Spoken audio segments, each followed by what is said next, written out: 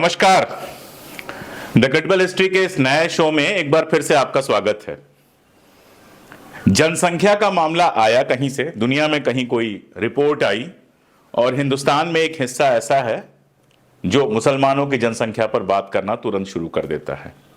कहीं से एक फोटो ढूंढ के लाई जाती है जिसमें एक गाड़ी पे 4 बच्चों के साथ कोई मुस्लिम बैठा हुआ है, कहीं से कुछ और, कहीं से कुछ और लगातार ये साबित करने की कोशिश की जाती है कि मुसलमानों की जनसंख्या बड़ी तेजी के साथ बढ़ रही है और उसके चलते भारत में दुनिया भर की समस्याएं आ रही हैं। यही कारण है कि आप देखते हैं बहुत सारे साधु जो आजकल नए नए पैदा हुए हैं, जो साधु कम हैं, इंटरटेनर ज्यादा हैं, नफरत फैलाने वाले ज्यादा हैं और सोशल मीडिया इन्फ्लुएंसर ज्यादा हैं। उनके आप डायलॉग्स अक्सर सुनते हैं कि 4 बच्चे पैदा करो, 5 बच्चे पैदा करो, 6 बच्चे पैदा करो। कोई कहता है कि 4 बच्चे पैदा करो और 1 बच्चा जो है वो राष्ट्र के काम में दे दो। ये सारे ऐसे लोग हैं जिन्होंने खुद कोई बच्चा नहीं पैदा किया है। खैर, एक चीज होती है डेटा और एक चीज होता है परसेप्शन, आंकड़ा और अवधारणा। अवधारणा जो होती है वो इस तरह के इन्फ्लुएंसर, इस तरह की बातें, अखबार की खबरें, ऐसे सेलेक्टेड फोटोग्राफ्स, इन सारी चीजों से बनते हैं। हकीकत जो होती है वो आंकड़ों से बनती है। जैसे अक्सर लोग कहते हैं कि 90% लोग इसके खिलाफ हैं, तो मेरा मन करता है पूछ लो, भाई सर्वे किसने किया है? कौन सा सैंपल है आपके पास? किस सर्वे पे आपने ये 90% वाला रिजल्ट निकाला है? तो आज परसेप्शन की जगह आंकड़ों की बात करूंगा मैं और इस सवाल का जवाब देने की कोशिश करूंगा कि क्या मुसलमान भारत की बढ़ती जनसंख्या का जिम्मेदार है? जब मैं हिंदू महासभा पर एक बार काम कर रहा था, सावरकर पर किताब लिख रहा था, तो उस समय मुझे, चूंकि सावरकर हिंदू महासभा के अध्यक्ष थे, तो हिंदू महासभा पर एक रिसर्च करने की जरूरत मुझे महसूस हुई कि हिंदू महासभा कैसे बनी, उसका इतिहास क्या है, सारा कुछ। तो मुझे एक किताब मिली, एक इतिहासकार हैं प्रभु बापू, उनकी एक किताब मिली और बड़ी इंटरेस्टिंग किताब थी। किताब का नाम था हिंदू महासभा इन कॉलोनियल नॉर्थ, यानी औपनिवेशिक समय में उत्तर भारत में। जो पीरियड उन्होंने लिया था वो और मजेदार था, 1915 से 1930 का। मैं चूंकि अर्थशास्त्र का विद्यार्थी रहा हूं तो तुरंत मुझे याद आया कि 1911 में तो पहली जनगणना हुई थी। मैंने वो किताब तुरंत मंगा ली और पढ़नी शुरू की और उसमें कुछ बहुत इंटरेस्टिंग फैक्ट्स मिले। प्रभु बताते हैं कि असल में हिंदू सभाओं का और हिंदूवादी दक्षिणपंथी राजनीति का 1876 में हुई पहली जनगणना और 1911 में हुई जनगणना से बहुत गहरा रिश्ता है। अब आप कहेंगे जनगणना और राजनीति में क्या रिश्ता हो गया? देखिए, राजनीति तो हर चीज से जुड़ी होती है। जरूरत होती है रिसर्च करने की, तलाशने की। तो मैं आपको बताता हूं क्या हुआ था। 1871 में जो पहली जनगणना अंग्रेजों ने अपने हिसाब से कराई, उसमें यह निकल के आया कि बड़ी संख्या में रिलीजियस कन्वर्जन हुए हैं, धर्म परिवर्तन हुए हैं। अब धर्म परिवर्तन सुनते ही आपको क्या लगा होगा? परसेप्शन ये होता है कि आपको धर्म परिवर्तन सुनते ही लगा होगा कि हिंदू बहुत सारे मुसलमान बन गए। लेकिन 1911 की जब जनगणना हुई और 1871 से उसकी तुलना की गई, यानी 30 सालों की यह तुलना की गई, तो जो आंकड़े आए वो चौंकाने वाले थे। वो आंकड़े ये थे कि 30 साल में तकरीबन 40,000 हिंदुओं ने इस्लाम स्वीकार किया था। इनमें से ज्यादातर, जिनको हम शेड्यूल कास्ट, शेड्यूल ट्राइब कहते हैं, वहां से लोग थे। लेकिन इसी के पैरेलल, ठीक इसी के पैरेलल 1,20,000 हिंदुओं ने, जिसमें से जाहिर तौर पे बड़ी संख्या जो थी वो एसटी और एससी वाले तबके से आती थी, ईसाई धर्म अपनाया था। यानी जितने लोग मुसलमान हुए थे उसके 3 गुना लोग ईसाई हुए थे। अब ईसाई कौन थे? ईसाई उस समय माई बाप थे, सरकार थे, उन्हीं की गवर्नमेंट थी, ब्रिटेन हमारा बादशाह था। तो उसके खिलाफ कुछ बोलने की हिम्मत तो किसी की हो नहीं सकती थी। उसके खिलाफ बोलते तो दिक्कत हो जाती। टारगेट बनाया गया मुसलमानों को और यह कहा गया कि हमारी जनसंख्या तेजी से इस्लाम में कन्वर्ट हो रही है। जबकि मैंने आपको बताया कि 40,000 लोग इस्लाम में कन्वर्ट हुए थे, 1,20,00,000 लोग ईसाइयत के लिए कन्वर्ट हुए थे। लेकिन सारा टारगेट मुसलमानों को बनाया गया और ये शोर होना करना शुरू किया गया कि हमारी जनसंख्या लगातार कम होती जा रही है। इसी बीच में एक और मजेदार खेल हुआ। रुक के थोड़ा सा इतिहास समझ लेंगे तो वर्तमान समझना हमेशा आसान हो जाएगा। 1906 में सेपरेट इलेक्टोरेट की बात शुरू होती है। जब सेपरेट इलेक्टोरेट यानी मुसलमानों के अलग विधानसभाएं होंगी, हिंदुओं की अलग विधानसभाएं होंगी, सेपरेट इलेक्टोरेट शुरू हुआ तो मुसलमानों ने भी अपना खेल किया। उन्होंने यह खेल किया कि उन्होंने कहा, मांग की बाकायदा, कि दलित जिनको उस समय अछूत कहते थे और जिस तरह का हमारे तथाकथित अपर कास्ट के लोग उनके साथ व्यवहार करते थे वो आज भी करते हैं, उससे आप अपरिचित नहीं हैं। यह कहा गया कि अछूत लोगों को, जिनका छुआ भी नहीं खाते हैं हिंदू, उनको अलग से गिना जाए और जो कास्ट हिंदूज हैं, जो अपने आप को सवर्ण कहते हैं, उनको अलग से गिना जाए। अब फिर आपको लगेगा कि इस गिनती में क्या दिक्कत थी। इस गिनती से सारा खेल ये था कि ब्रिटिश पीरियड में अपने अपने लिए संसाधनों पर अधिकार मांगे जा रहे थे, विधानसभाओं पर अधिकार मांगे जा रहे थे।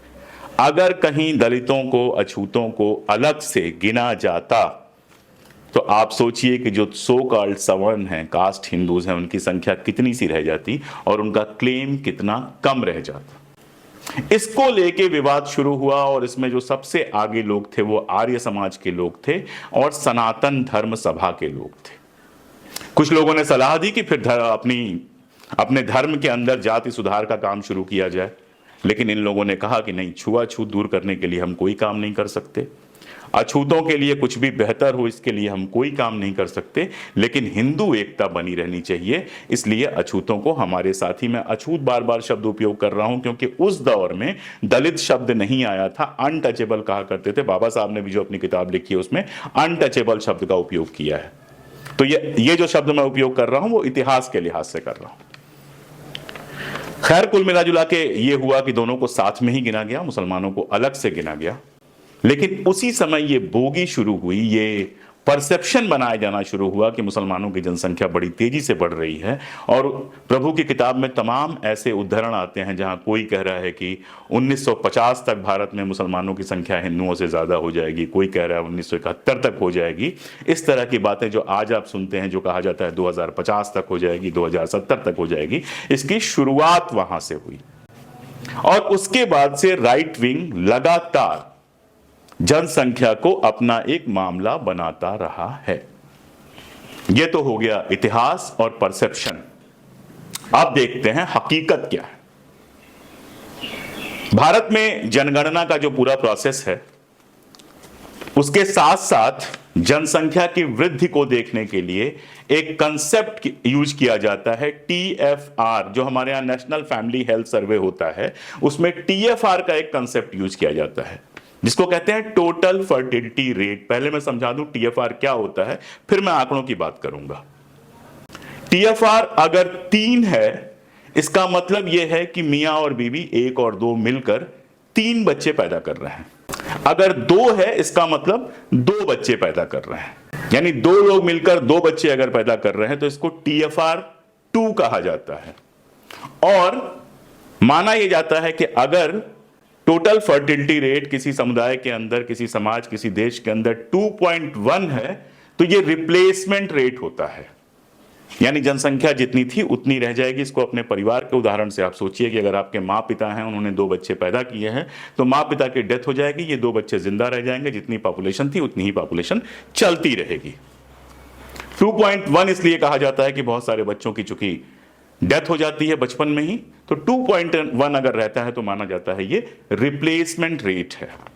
और भारत सरकार आजाद होने के बाद से लगातार जब पॉपुलेशन कंट्रोल की बात शुरू हुई तो इसी 2.1 के TFR को लागू करने की बात करती है और राज्यों को यह कहा गया कि इस रेट को अचीव करें।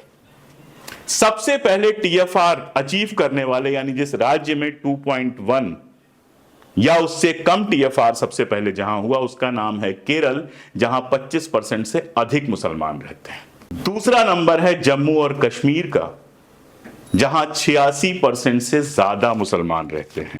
2010 में जम्मू और कश्मीर में जो TFR थी वो 2.1 हो गई, जहां 86% मुसलमान रहते हैं।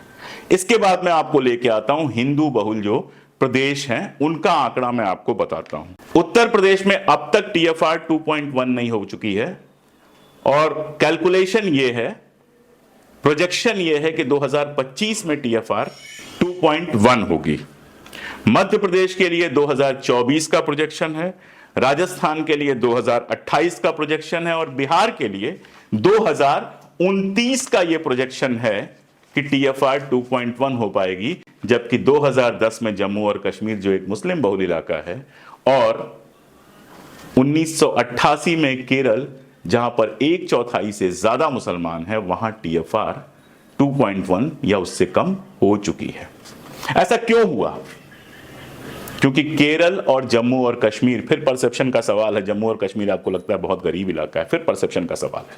केरल और जम्मू और कश्मीर दो ऐसी जगहें हैं जहां पढ़ाई लिखाई का स्तर बहुत शानदार है, जहां प्रति व्यक्ति आय बहुत अच्छी है, जहां विकास ठीक ठाक हो चुका है। विकास पुरुष के आने से पहले ही विकास अच्छा खासा हो चुका है, उनके बाद जो हुआ है उस पर फिर कभी बात करेंगे।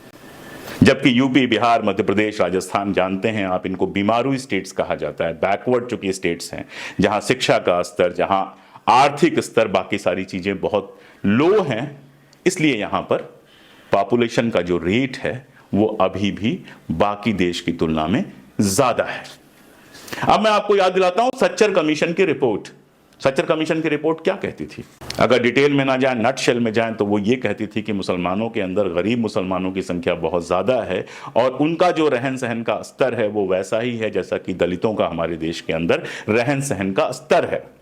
आप जानते हैं कि हमारे देश में जिस तरह से संसाधनों का बंटवारा हुआ है, जो सो कॉल्ड सवर्ण जातियां हैं उनके पास संसाधन ज़्यादा हैं। अगर आप सरकारी नौकरियों में जाके देखेंगे तो अपर कास्ट भरा हुआ है, अगर आप जाके बिजनेस में देखेंगे तो अपर कास्ट के हाथ में है, अगर आप ज़मीनों के मामले में देखेंगे, यहाँ पे सारा डेटा देना मेरे लिए आसान नहीं है लेकिन मैं लिंक्स दे सकता हूँ, आप ढूंढ लीजिएगा तो किस तरह से संसाधनों पर सो कॉल्ड जो हमारी अपर कास्ट है उसने कब्जा किया हुआ है। शिक्षा, नौकरी, संसाधन, इनसे दलितों को दूर रखा गया है और वैसे ही मुसलमानों में एक बड़ा क्लास उनका है जिनको इनसे दूर रखा गया है। शायद आप मेरी बात समझ गए होंगे कि यही वजह है कि मुसलमानों का जो टीएफआर है और जो दलितों, पिछड़ों, आदिवासियों का टीएफआर है वो काफी मिलता जुलता है, क्योंकि उनका अधिकांश जो बड़ी संख्या है वो संख्या ऐसे लोगों की है जो बहुत खराब हालात में रह रहे हैं, जिनके अंदर गरीबी है नंबर 1। लेकिन इसका क्या मतलब है? इसका मतलब है कि मुसलमानों की जनसंख्या घट ही नहीं रही है। एस.वाई. कुरैशी हमारे पूर्व चुनाव आयुक्त रहे हैं, उनकी एक किताब है द पॉपुलेशन मिथ। मैं बिना डिटेल में गए आपसे कहूंगा कि ये किताब खरीद के पढ़ लीजिए। अगर काम चलाऊ अंग्रेजी आपको आती है तो ये किताब खरीद के पढ़ लीजिए। इसमें से कुछ आंकड़ा मैं आपको दे देता हूं। पॉपुलेशन डेटा बताते हैं कि 80 के दशक में हमारे यहां पॉपुलेशन रेट गिरना शुरू हुई। पॉपुलेशन की जो ग्रोथ रेट थी, टोटल पॉपुलेशन नहीं, पॉपुलेशन की जो वृद्धि दर थी वो गिरना शुरू हुई। 2018-19 में ये 1.02% थी, 2019-20 में घट के 0.99% आ गई और 2020-21 में जहां तक का आंकड़ा है वहां 0.95% पहुंच गई।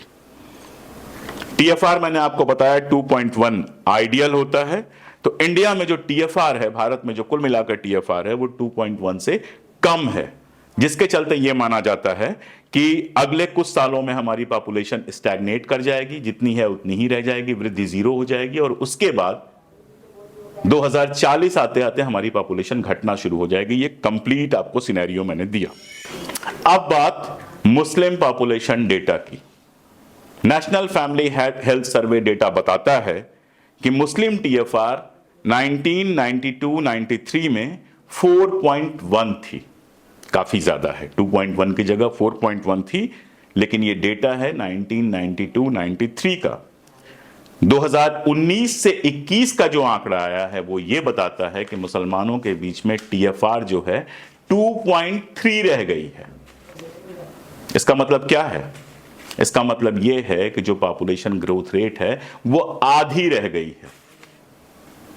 और बहुत सारे आंकड़ों की जब आप तुलना करेंगे, मैं वो पूरी रिपोर्ट आपको दे देता हूं डिस्क्रिप्शन में, तो आप पाएंगे कि जैसे बाकी सारे लोगों में लगातार टीएफआर कम हो रही है, पॉपुलेशन की वृद्धि रेट कम हो रही है, वैसे ही मुसलमानों के यहां भी पॉपुलेशन की ग्रोथ रेट लगातार कम हो रही है।